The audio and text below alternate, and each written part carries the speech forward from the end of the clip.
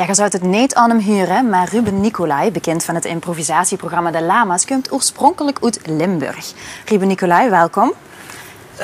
Dank je. Verkennen dit goed in het Maastrichts doen? Ja, laten we eens proberen. Kijk, ik probeer dan niet in het Maastrichts antwoord te geven, want dat is heel gênant, denk ik. Maar ja, laten we het proberen. Vind ik leuk. Dus de komt oorspronkelijk uit Limburg. Ja. Wat betekent dat? Dat je daar vandaan komt? Of, In die concreet geval? Nou, ik ben geboren in Lanaken. En dat is net over de grens bij Maastricht. Maar mijn vader werkte in het ziekenhuis in Maastricht. En daar speelde ons leven ook af. Maar we woonden inderdaad toen in Lanaken. Wat nog geen belastingtoevluchtsoord was toen. Daarvoor woonden we daar niet. Maar je woonde dan maar heel kort, hè? Ja, heel kort. 4 maanden. En toen... ik weet niet of ze het hebben geprobeerd om alles een beetje in balans te brengen. Maar daarna zijn we naar Groningen verhuisd. En meteen naar het andere huis. Je zegt dat wel, ja. Maar heb je er nog iets van meegekregen, zeg maar? Van jouw ouders, van hun leven daar? Nou, ja, dus later. Later krijg je wel door van, Lanaken, daar ben je geboren. En we gingen nog wel eens terug naar Maastricht. En ik ben er vaak ook voor theateroptredens geweest.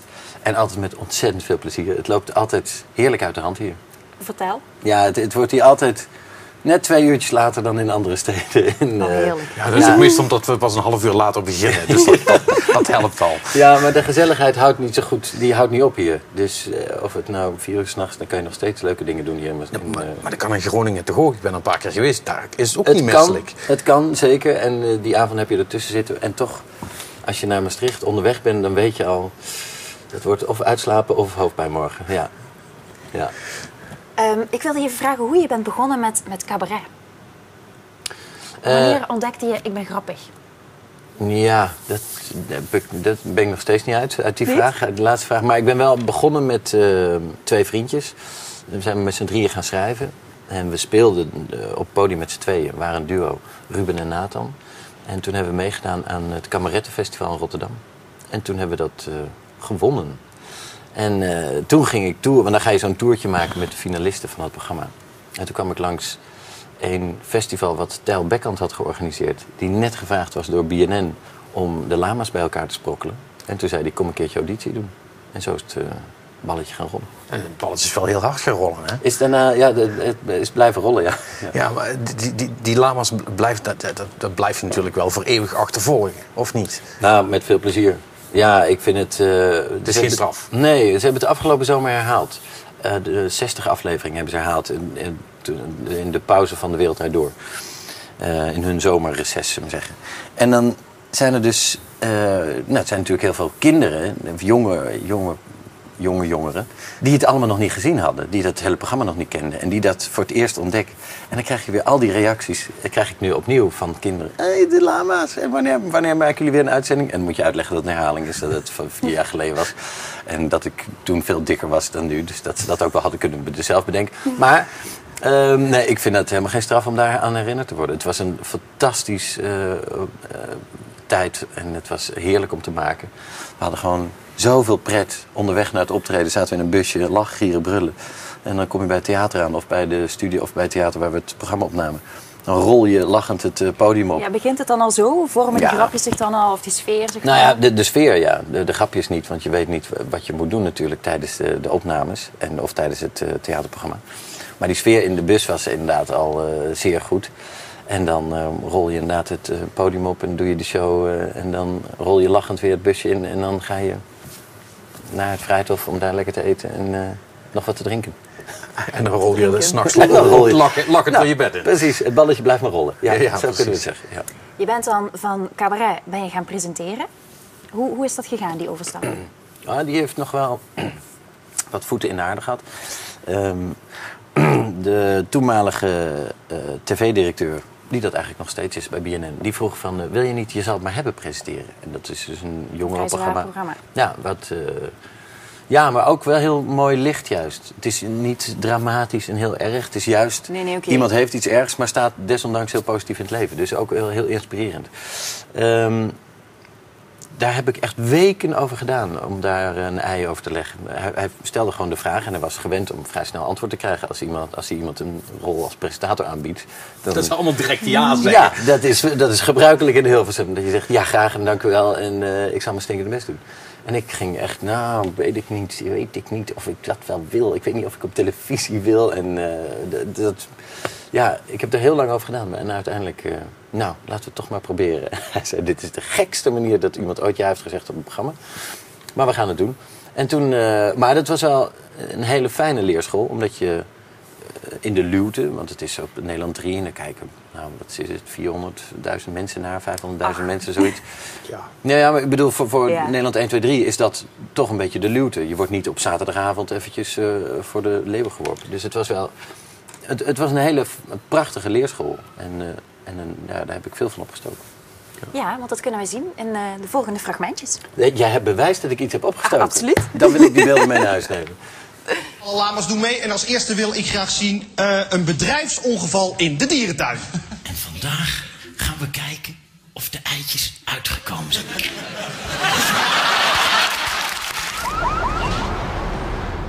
Ik sta hier met de 8 kandidaten van dit tweede seizoen. Ze zijn alle zorgvuldig geselecteerd en daarom is hun rijstijl op zijn zachtst gezegd zorgwekkend. Hier op dit landgoed strijden de komende weken 8 mannen om de titel waar niemand op zit te wachten. De allerslechtste echtgenoot van Nederland. Hier is Ruben Nicolai. U hartelijk dank voor het inschakelen en welkom bij Rubens uitdaging aan bekend en entertaining Nederland. Nou ja, het echte bewijs is natuurlijk ook de televisiering die je hebt gewonnen. Zie jij dat zelf ook een beetje als een kroon op je werk? Of was dat niet een losse ambitie? Kroon op mijn werk. Nee, het is heel aardig en het is fantastisch om dat van het publiek te krijgen. Het is een publieksprijs, dus daar moet je altijd tevreden mee zijn. En dat ben ik natuurlijk ook. Maar ik probeerde me niet heel erg door... Ik ging er niet rechterop van lopen. Maar ben je dan ook een beetje misschien overmatig kritisch op jezelf qua wat je doet? Nee, juist allebei niet. Dus niet... ik probeer niet, een prijs, nu ben ik binnen, nu ben ik de allerbeste van de wereld. En daarna, als ik ontevreden ben, nu ben ik de allerslechtste van de wereld. Ik probeer juist een beetje normaal te houden. En dus me niet heel erg te laten vleien door een prijs, maar me ook niet helemaal de grond in laten boren als iemand een slechte recensie schrijft over een programma. Dat kan natuurlijk ook. Ja, je loopt nu.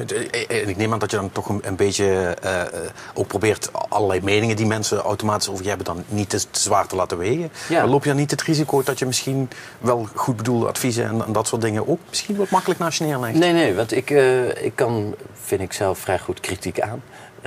Maar wel van de mensen die dus niet van internetfora. Dat soort kritiek, dat doet me niet zoveel. Comments, hè?